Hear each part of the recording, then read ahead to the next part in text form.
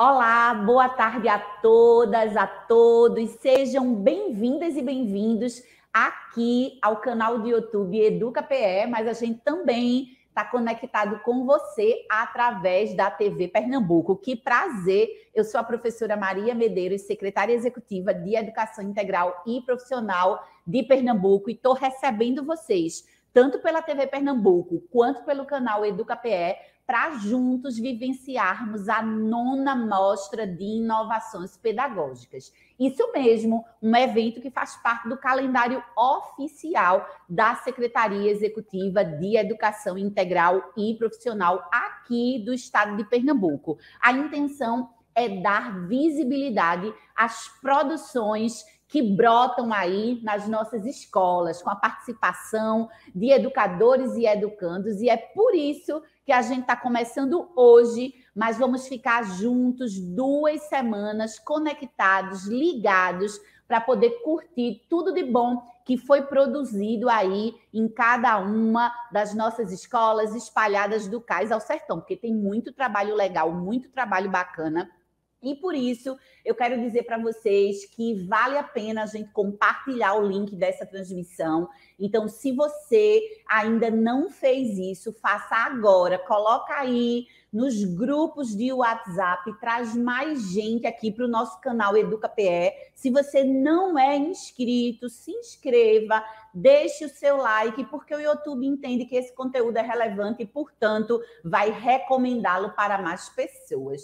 A Rede Estadual de Ensino de Pernambuco celebra no ano de 2021 a universalização do ensino médio integral. Há pouco mais de 3 semanas, nós estivemos reunidos no Palácio do Campo das Princesas, junto com o governador Paulo Câmara, o secretário de Educação e Esportes, professor Marcelo Barros, para anunciar as novas integrais 2022. Nós chegaremos à importante marca de 75% das matrículas no primeiro ano do ensino médio nas escolas em tempo integral. E por que eu estou falando disso? Para deixar claro para vocês que, mais do que tempo integral, aqui em Pernambuco nós trabalhamos numa perspectiva de formação integral. E isso, óbvio, passa pelo fomento às produções artísticas, culturais, ao trabalho que a gente faz de iniciação científica.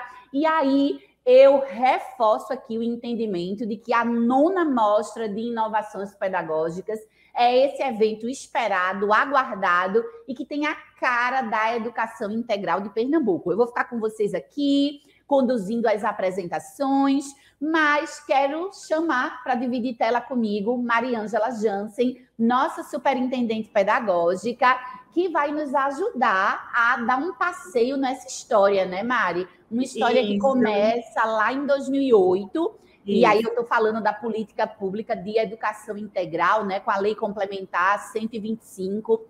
Mas falando da mostra, Mari, conta um pouquinho aqui, contextualiza o nosso público sobre esse evento tão importante e por que ele tem a cara, né, da educação integral de Pernambuco. Mari, bem-vinda. Obrigada, Maria. Então, lá em 2008, a gente já sentiu a necessidade de ter esse espaço de socialização das vivências inovadoras. E aí a gente reuniu todas as escolas na época da rede integral lá no Museu do Estado, aqui em Recife. E foi uma efervescência. A gente teve estandes com o relato das experiências em todas as áreas e também teve a parte cultural, assim como comunicação oral.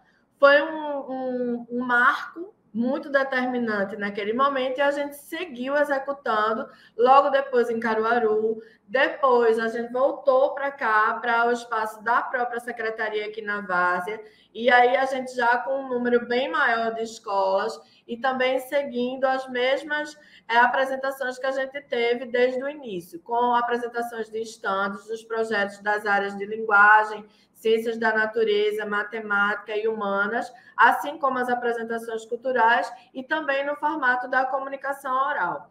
E aí, em 2011, a gente foi para Gravatá, logo depois para Timbaúba, aí a gente parou por um tempo, que a rede cresceu demais, a gente precisou se reestruturar. Em 2018, a gente voltou compondo a conferência de Educação Integral e Profissional, a Conferência Estadual de Educação Integral e Profissional de Pernambuco, lá no Centro de Convenções, onde a gente tinha o Fórum de Educação, onde a gente teve o Fórum de Educação Integral, o Seminário de Educação Profissional e a Mostra de Inovações Pedagógicas acontecendo ao mesmo tempo em 2018 e 2019. De 2020 e em 2021, a gente está realizando, não deixamos de realizar, estamos realizando de forma muito impactante, mas no formato virtual. E que não perdeu em nada, porque a gente tem bombado com muitas participações, tanto dos estudantes como dos professores. Este ano, com um recorde de inscrições nas comunicações orais, que vocês vão acompanhar durante toda a programação que a gente vai estar divulgando lá no Instagram da CEIP. Então, é essa a nossa história de início e o que estamos caminhando com a mostra, né? Completando 9 anos agora em 2021. Eita, Mari, uma história que nos enche de orgulho e satisfação por estarmos juntos, né? Construindo ou melhor. Eu gaguejo, Maria, falando, estou emocionada, lembrando de toda a nossa jornada, né? Impactando tantas vidas de estudantes, impactando muitos estudantes que hoje egressos relembram com muita intensidade a participação determinante que foi na mostra.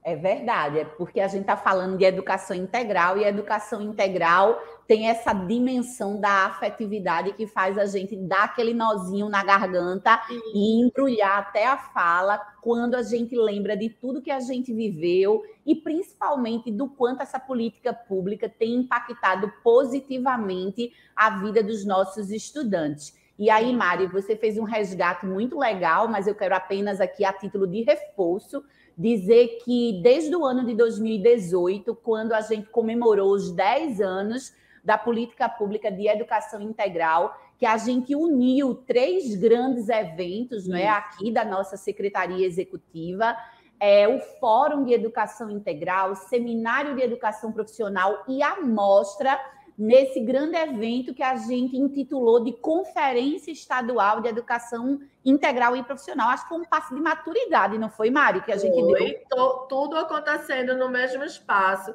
com a concentração muito grande, não só de educadores, como a gente vinha no Fórum de Educação Integral e no seminário, mas também com a participação intensa dos estudantes nas apresentações culturais. E nessa mostra, a gente também conservou as apresentações culturais, os posters e a comunicação oral. Então, a gente vem preservando esse espaço sempre de socialização das vivências inovadoras na nossa rede. E é importante dizer que a pandemia não mudou o nosso propósito. A gente considera todos os desafios e aproveita até esse espaço para enaltecer e reconhecer o trabalho de cada educadora, de cada educador que aí no chão da escola seguiu corajosamente com esse trabalho educativo focado no projeto de vida dos nossos estudantes, dando todo o apoio e sendo presença educativa. E do lado de cá, a gente também seguiu, né? Ligou o modo resiliência e estamos aqui em meio a essa tempestade, mas já olhando para o futuro com esperança. E aí a mostra veio para o mundo virtual, estamos na TV aberta, um abraço caloroso e cordial a todo o time da TV Pernambuco, parceiros nossos, desde que tudo isso começou. Então, a TV Pernambuco tem colocado aí no ar o conteúdo que é produzido na Escola Técnica Estadual Professor Antônio Carlos Gomes da Costa, aulas, formação continuada, eventos, e a gente também está no canal do YouTube. Então, é isso, a gente trouxe a mostra para o ambiente virtual, mas falando de olhar para o futuro com esperança, a gente está aqui, ó, de dedos cruzados, na maior expectativa para que 2022, todo mundo vacinado, que a gente consiga retomar o nosso evento presencialmente no Centro de Convenções. Mas agora vamos falar da 9ª mostra, né? Vamos curtir tudo que está preparado aí, é muita coisa, né? Mari falou de comunicação oral, Mari falou das produções artísticas, culturais, o pessoal dos núcleos de estudo de gênero e enfrentamento da violência contra a mulher também mandaram material. É importante dizer que a gente tem um trabalho de curadoria para a mostra ir ao ar, é lançado um edital, as escolas elas submetem trabalhos, obedecendo ali os critérios previstos em cada categoria. E o que eu posso dizer para vocês, você estudante que está aí, é que bombou. Por isso que a gente vai passar 2 semanas aqui, aproximadamente, juntos, para poder dar visibilidade a todos os trabalhos que chegaram e foram aprovados aqui por nossa curadoria.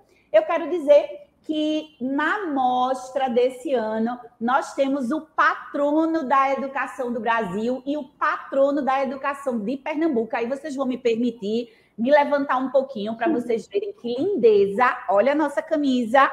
Olha aqui, ó.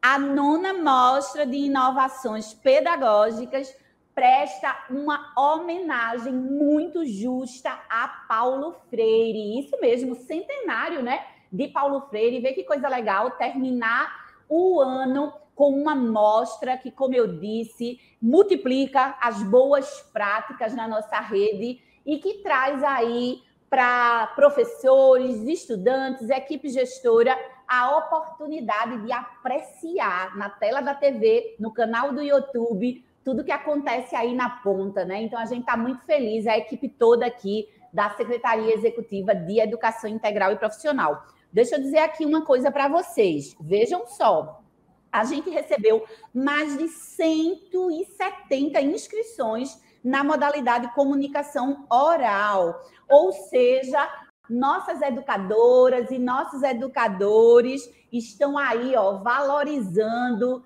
não é, e reconhecendo a importância de compartilhar experiências pedagógicas exitosas. Tudo muito em linha, não é, com o que Paulo Freire pregava. A questão do diálogo, da interação, da troca.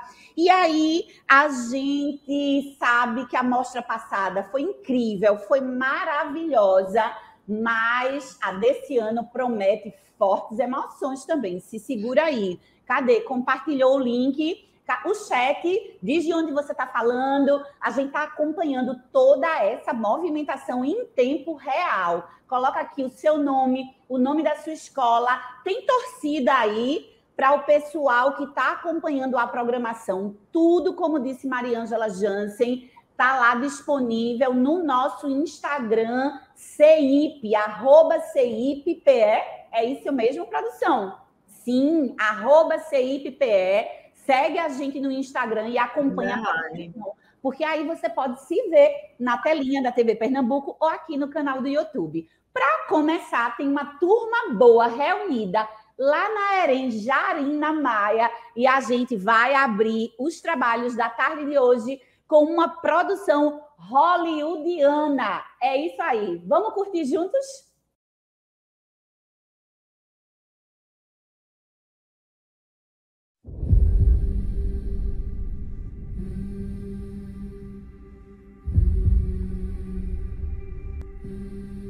Thought I couldn't breathe without you. I'm inhaling. Thought I couldn't see without your perfect vision.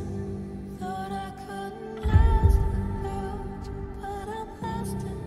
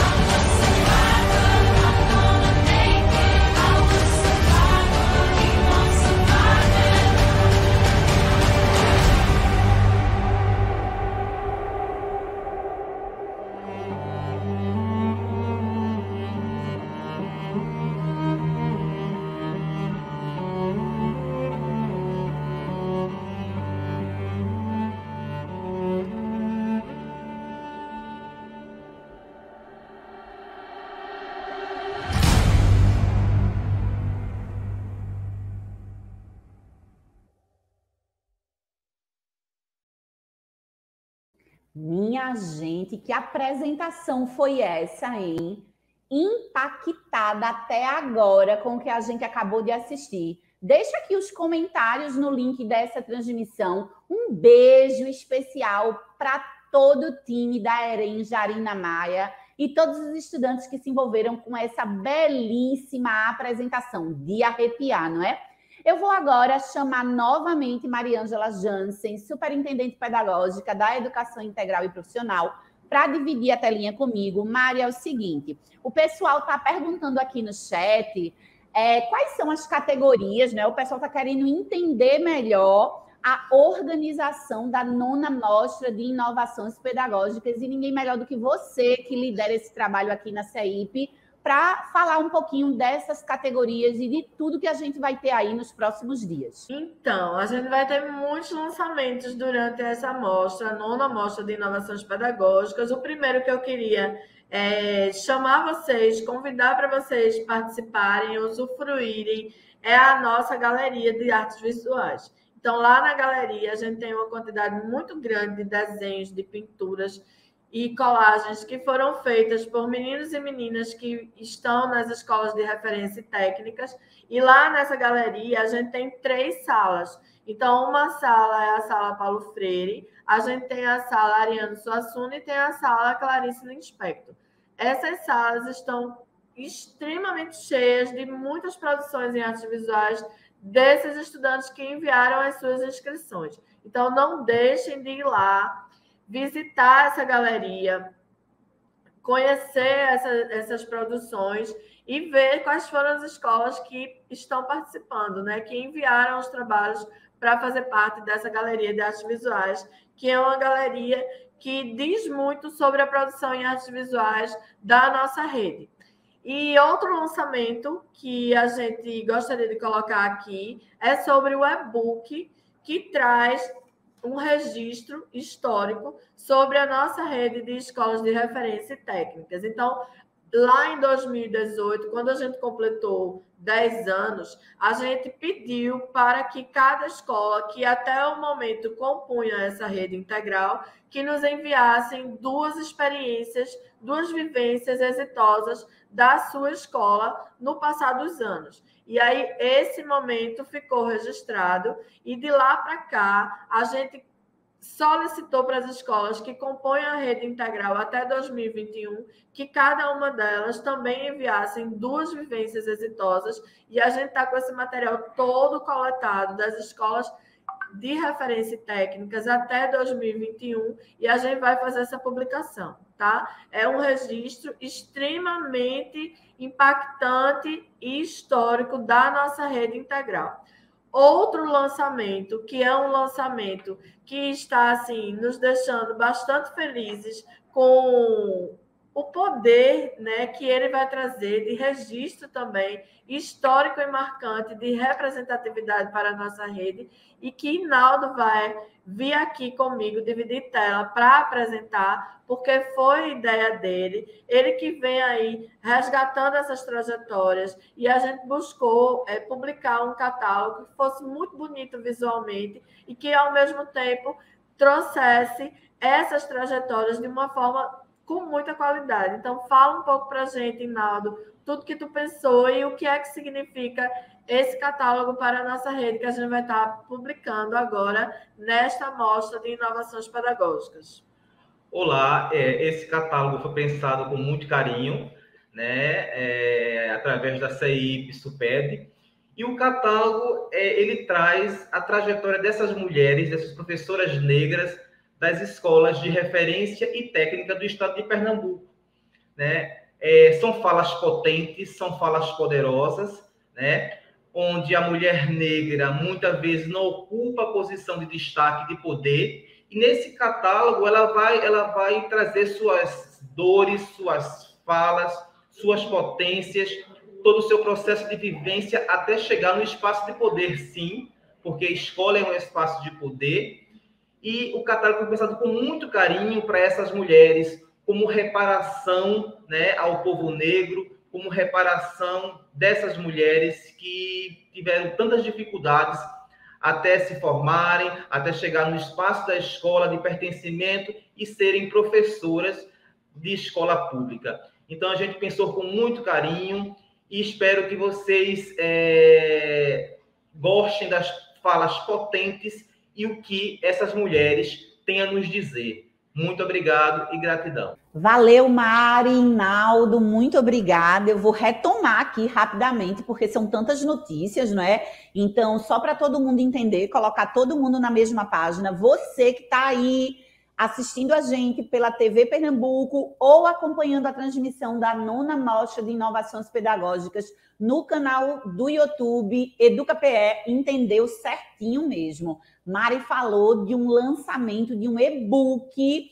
que tem práticas exitosas das escolas de referência e escolas técnicas da rede estadual de Pernambuco. Quando a gente completou 10 anos em 2018, a gente começou a produzir esse e-book e hoje aqui na amostra, oficialmente, a gente faz essa entrega. Lembrando que o e-book está disponível na bio do Instagram CEIP. Corre lá e baixa o e-book, uma produção imperdível para você, professora, para você, professor. Tem alguém aqui que é coordenador, coordenadora de biblioteca? Baixa lá. É um material que, além de registrar, servirá de inspiração aí para a nossa rede. E Naldo trouxe também uma importante notícia, o lançamento do catálogo das trajetórias de mulheres negras das escolas de referência e técnicas aqui do estado de Pernambuco, e o catálogo também está disponível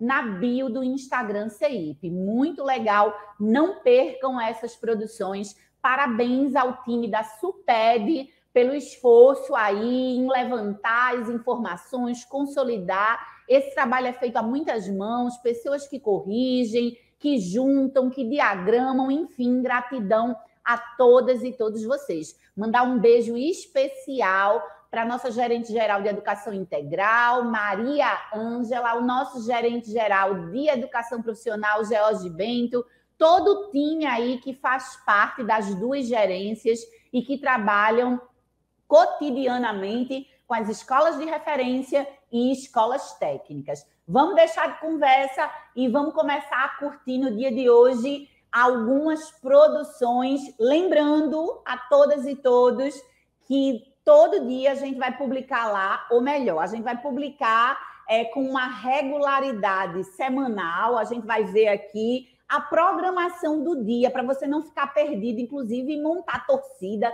trazer o povo da escola para curtir a apresentação. Combinado? Então vamos juntos curtir aí mais uma apresentação, mais uma produção. Vou ficar por aqui, ligadinha também.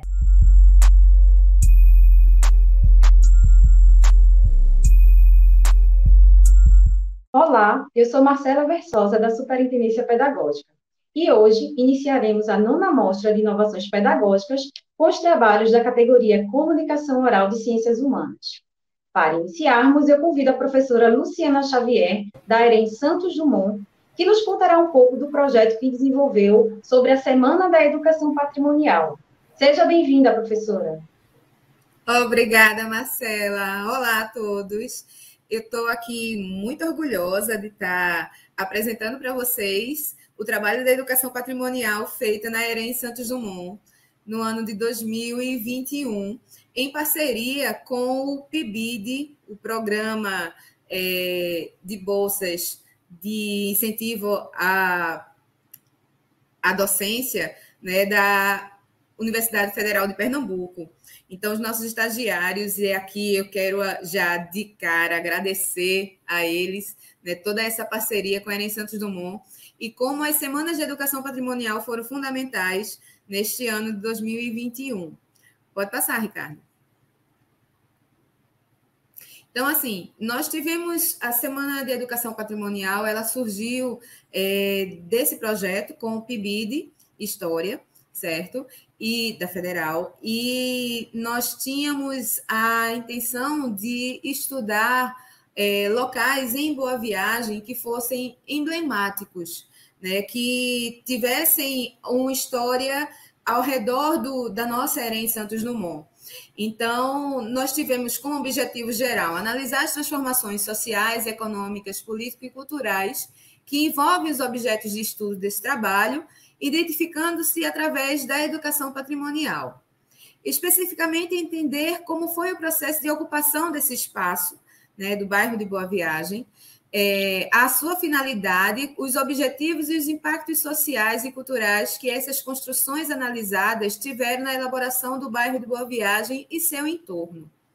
E aí nós escolhemos 5 locais possíveis: a própria herência Santos Dumont, a Pracinha de Boa Viagem, o edifício Holiday, o edifício Acaiaca e o Parque Santos Dumont.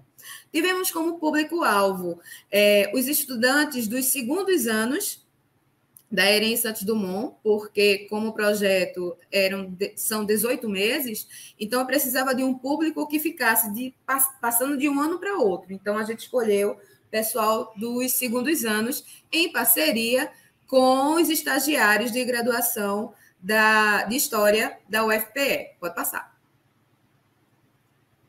Então, a justificativa desse projeto era justamente promover essas ações de pesquisa, né, a valorização da memória do bairro de Boa Viagem, através da análise das mais variados objetos de estudo, para entendermos o seu processo de ocupação e função social, numa perspectiva histórica e antropológica, onde a narrativa e a análise de sua evolução serão um dos focos principais dessa abordagem. Então, eu cito também aí o professor Ricardo Aguiar Pacheco, né? Ele faz uma análise assim, bem precisa do que, de fato, a gente precisa entender de educação patrimonial. Então, a partir deste entendimento, propomos que a disciplina escolar de História deva trabalhar com programas e atividades voltados ao ensino-aprendizagem de 3 tipos ou ordens de saberes complementares entre si: as informações históricas, referente à experiência das comunidades no tempo, os conceitos utilizados pelas ciências humanas para analisar as relações sociais e os procedimentos metodológicos utilizados para a coleta e organização das interações sociais. Pode passar. Então, através de pesquisas, de análises jornalísticas, de fontes históricas, documentais e imagéticas, e como nós estávamos em uma pandemia, precisávamos trabalhar muito com a internet, né, com essas fontes seguras, né, confiáveis, né, com órgãos públicos, como a Fundagem, a própria Universidade Federal. Então, assim, a gente precisava ter acesso a essa documentação. Pode passar. Então, aos poucos, nós queríamos não ir de cara para os objetos de estudo que eu já citei anteriormente, mas construir uma identidade, uma ideia do que seria a educação patrimonial, o que seria patrimônio. Então, a nossa primeira semana de educação patrimonial, ela ocorreu de 12 a 16 de abril, certo?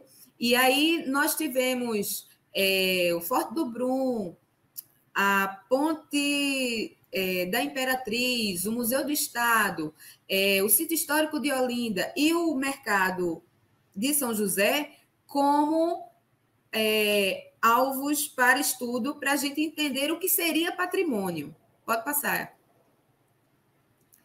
E aí nós tivemos, a cada dia foram lives apresentadas através do Google Meet, e aí a cada dia os estagiários em dupla, eles ficaram responsáveis por apresentar todo esse estudo, né, para a gente entender o que seria patrimônio. Pode passar. A segunda, eu deveria ter colocado aí a segunda educação patrimonial, mas aí já foi logo para a terceira. A segunda foi sobre museus, que aconteceu em maio, né? E a terceira foi sobre o ciclo junino.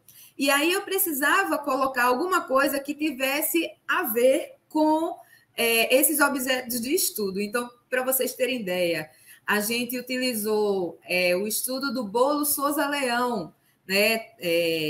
Fizemos toda uma pesquisa sobre a família Souza Leão, porque a herência Santos Dumont fica na Barão de Souza Leão. Então, para vocês terem ideia, a gente teve o segundo A preparando vídeos com a preparação do bolo Sozé Leão, porque quem é de Pernambuco sabe que até pouco tempo atrás essa receita era bem restrita. Então, assim, os meninos compartilharam do bolo, fizeram o bolo juntos, foi muito divertido. Então, para o Centro Esportivo Santos Dumont, a gente colocou a cultura popular ritmada, né? As danças. Então, as tradições para o pessoal do Acaiaca, as tradições religiosas, né? A feirinha de Caruaru com a feirinha de Boa Viagem, né? E o fazer dessas comidas típicas, porque muitas famílias lá do edifício Holiday trabalhavam justamente com comida. Então, a gente quis trazer nessa terceira semana da educação patrimonial algo que tivesse, né, sentido para esse estudo. Pode passar. Ricardo? Oh. Então, assim, sempre tivemos o apoio, né, da nossa gestão na divulgação, né, tanto que saímos aí no boletim, né, da Coordenação Geral da Educação Integral. Pode passar. E aí, a nossa quarta semana da Educação Patrimonial, ela aconteceu já com a exposição, né, do que foi pesquisado ao longo desse tempo, e fizemos com uma representação de alunos na biblioteca, certo? E o restante eles acompanharam através da live no Instagram. Então, assim, também foi super importante essa interação feita, né, com os alunos de forma presencial e de forma híbrida também. Pode passar. A culminância é algo que nós estamos preparando e provavelmente ele será lançado já ao final do projeto, que será um podcast chamado Lugares de Memória em Boa Viagem. E eu estou muito feliz com esse trabalho. Eu acho que a gente se reinventou nessa pandemia e eu só tenho a agradecer muito a todos, inclusive a oportunidade de estar aqui conversando com vocês sobre a educação patrimonial da EREM Santos Dumont em parceria com os estagiários do PIBID da Universidade Federal de Pernambuco. Muito obrigada. Eu gostaria de agradecer e parabenizar a iniciativa da professora Luciana Xavier, da EREM Santos Dumont, pela excelência na condução desse projeto. Convido agora o professor George Farias, que vai nos contar sobre o primeiro torneio de esportes da EREM com o Comendador Manuel Caetano de Brito. Bem-vindo, professor. Obrigado pela participação, pela oportunidade que a nona Mostra de Inovações Pedagógicas está oferecendo aqui, compartilhar minha experiência e o meu trabalho. Pronto. Sem mais delongas, né? A minha experiência, a nossa experiência exitosa, né? Foi o primeiro torneio de eSports da EREM Comendador Manuel Caetano de Brito, onde eu tive como colaboradores principais, né? Os estudantes Osman Alves, Gabriel Rodrigues e Vitor Emanuel, que foram de fundamental importância para a execução deste projeto. No próximo slide, nós vamos poder ver a necessidade de trabalhar o jogo online na sala de aula. Dado o motivo de que, durante a pandemia de Covid-19, ficou mais do que claro que as novas tecnologias da informação precisavam ser efetivamente introduzidas na sala de aula. Não como algo exótico, como algo diferente, como algo para sair da rotina, como a gente vinha antes da pandemia. Agora, realmente, jogos, plataformas online, EducaPE, Classroom, se tornaram ferramentas efetivas do trabalho do professor e do aluno no ensino-aprendizagem. Em seguida, nós podemos nos questionar, mas e quanto ao ser protagonista? Aqui é a filosofia principal da educação de Pernambuco, o aluno protagonista.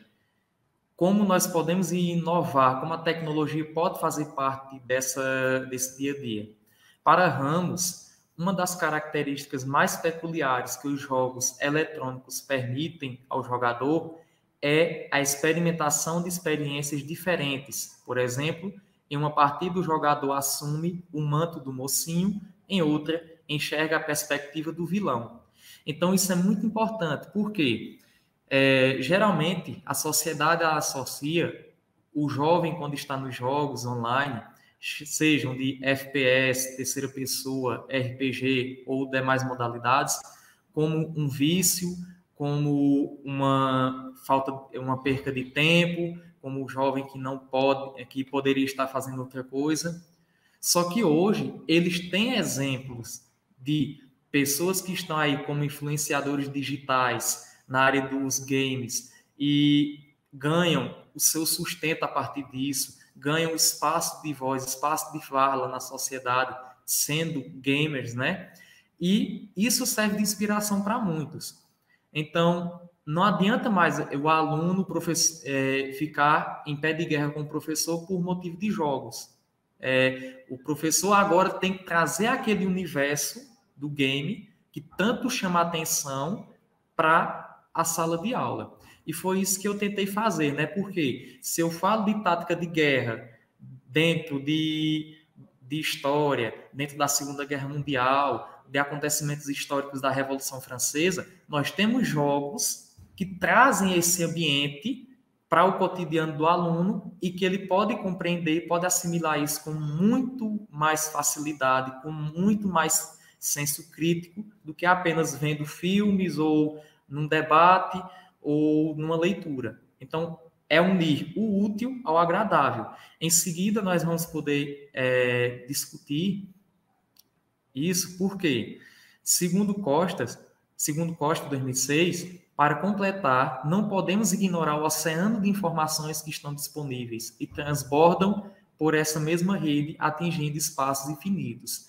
Então, o espaço do game se torna um espaço de múltiplas oportunidades de aprendizagem, onde podemos observar que quando decidi fazer um torneio de Free Fire, né, como eu divulguei para os alunos, a colaboração da escola, eu não imaginava que teria tanta ajuda, porque de todas as salas saíram alunos perguntando quando seria, como é que ia fazer, o que é que eu precisava fazer para dar certo.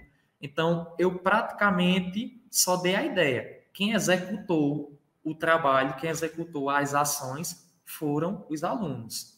Então, a ideia principal foi promover na EREM Comendador, no Dia do Estudante, né, em comemoração do Dia do Estudante, o primeiro torneio de e-esportes da escola.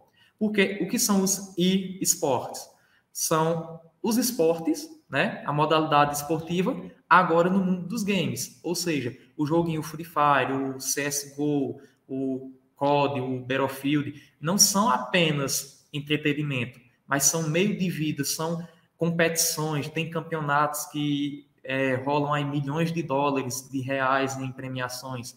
Então, é uma realidade que antes estava no campo de futebol, na quadra de basquete, na quadra de vôlei, e agora o aluno também tem na palma da mão.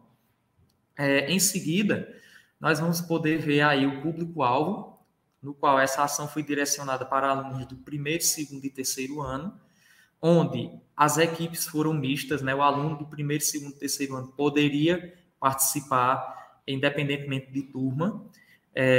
Podemos ver agora as etapas desse projeto, que a metodologia principal ela se desenvolveu em 3 etapas. Primeiro, mais uma vez eu vou ressaltar, quem ajudou a desenvolver essa metodologia foram os alunos. Eles não se fazem presentes aqui hoje, mas eles foram de fundamental importância. Na primeira etapa, foi a divulgação da ideia, a mobilização, eu passando nas salas, olha, estou com a intenção de fazer um torneio de Free Fire aqui na escola, como é que a gente pode fazer? E os alunos foram se oferecendo. Então, a primeira etapa, além dessa divulgação nas salas, tivemos as inscrições das equipes para a competição via grupos de WhatsApp, onde eu divulguei um link de Google Forms e cada equipe se inscreveu. Nessa etapa, foi muito importante a noção crítica do aluno sobre o jogo, porque não bastava apenas escrever a equipe, como a gente vai ver posteriormente, mas o aluno tem que apontar sua estratégia de jogo dentro daquela partida. Na segunda etapa, nós tivemos a organização da competição, que foi feita pelos alunos. Em reunião com o aluno Osman, ele me passou todo o regulamento, todas as principais regras para um torneio de Free Fire, porque ele já tem experiência, é simplesmente o campeão municipal do jogo, né? Então ele me passou tudo que era necessário. E na terceira etapa, o campeonato se organizou de duas formas. Uma fase classificatória, onde 8 equipes de 4 alunos se enfrentaram em partidas que eles chamam de modo clássico, e ali a gente contou a pontuação das 2 melhores equipes. E quem abriu as salas de jogo, quem organizou as partidas do início ao fim, foram os alunos do terceiro ano C, Gabriel e Victor Emanuel, que abriram essas salas e possibilitaram a realização do jogo, da competição. E, por incrível que pareça, não tivemos problemas de xingamentos, de desentendimentos entre os alunos, que a gente tanto vê nos campos de futebol. Eu posso dizer que meus meninos deram exemplo a Neymar, deram exemplo a Adriano Imperador, deram exemplo a qualquer jogador de futebol que, por qualquer motivo, agride, xinga, diz coisa com a mãe do juiz. Então, meus alunos deram exemplo aqui. Ninguém entrou em conflito por causa da competição. A última etapa foi a final, onde as 2 equipes finalistas disputaram uma partida de 4 contra 4, que foi transmitida ao vivo para a escola assistir, e, claro, também torcer, né? Que foi o ponto alto desse momento. E a premiação foi... No próximo slide a gente vai poder ver. A premiação, pode passar só para a gente ver as imagens já. A premiação aí está a equipe vencedora, né? A premiação foi 2 pizzas e uma Coca-Cola na pizzaria, né? Eles escolheram o dia e tudo, todos os professores colaboraram. Podemos ver as turmas da escola, todos os alunos no momento se organizando para assistir à final. Esse aí também, no canto superior esquerdo, nós temos o formulário, onde os alunos colocaram lá a sua estratégia de jogo, a função de cada participante da equipe. Então, por fim, a relevância desse projeto é de que podemos sim trabalhar jogos online, o Free Fire, que tanto é motivo de reclamação na sala de aula do professor, na aula de história, na aula de matemática, em qualquer disciplina. Basta apenas fazermos uma ação direcionada e chamarmos o aluno para ser o protagonista desse momento. A conclusão que eu tive, né, o resultado final que eu tive desse projeto é de que o aluno é capaz, sim, de desenvolver praticamente sozinho uma ação na escola. Eu apenas estive orientando, pedindo ajuda.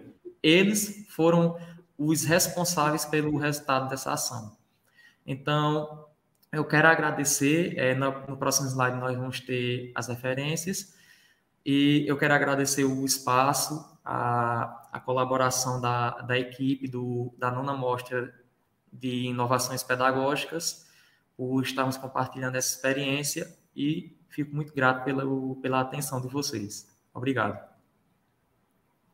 Professor George, muito obrigada pela exposição. Eu gostaria de parabenizá-lo pelo desenvolvimento desse projeto. Obrigado.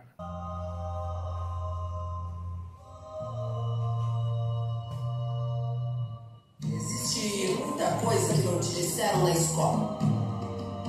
Cota não é esmola. Experimente fazer preto na favela para perceber que rola com preto pobre não aparece na TV. Opressão, humilhação, preconceito. A gente sabe como termina quando começa desse jeito. Desde pequena fazendo corre para ajudar os pais. Cuida de criança, limpa a casa, outras coisas mais. No meio-dia toma banho e vai pra escola a pé. Não tem dinheiro por usando. Sua mãe usa mais cedo para correr comprar um pão. E já que ela tá cansada, tá caramba no busão, mas como ela é preta,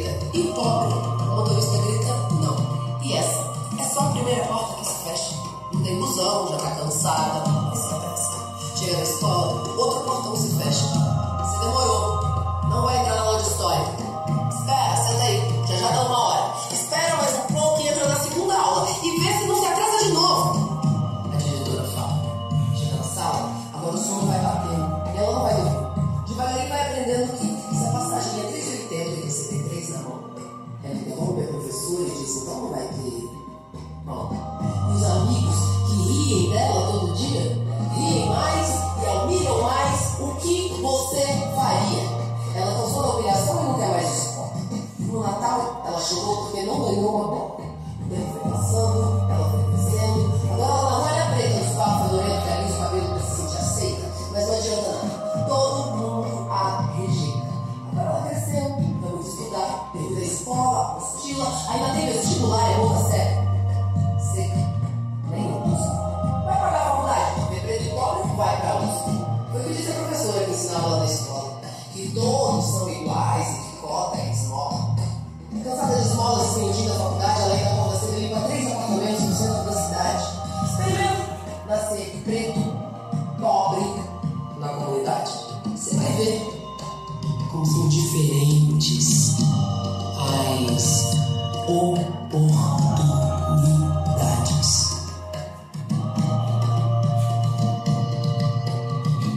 E nem venha me dizer que isso é vitimismo. Não vou